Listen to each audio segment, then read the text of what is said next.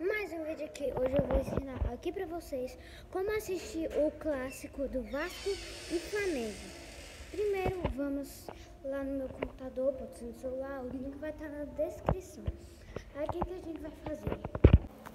E a gente vai ser direto para, a gente vai vir direto direcionado para essa página aqui. O que a gente vai fazer? A gente vai vir aqui, ó. Peraí, deixa eu só tirar essas coisas aqui. A gente vai descer um pouquinho a tela. Vem aqui, ó, opção 1. Ó, tipo, quando você entrar em opção 1, talvez vai aparecer uma outra aba pra você. É tipo uma aba que redirect, sei lá. Aí você fecha essa aba porque não tem nada a ver com o tutorial. Opção 1, de novo, vai vir redirect de novo, fechar.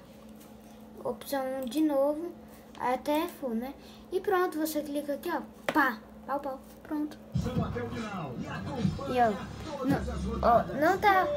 não tá aparecendo agora, né? Mas porque não é agora. Porque, ó, ainda não é a hora. Mas falta 29 minutos ainda. Então, né? Haha!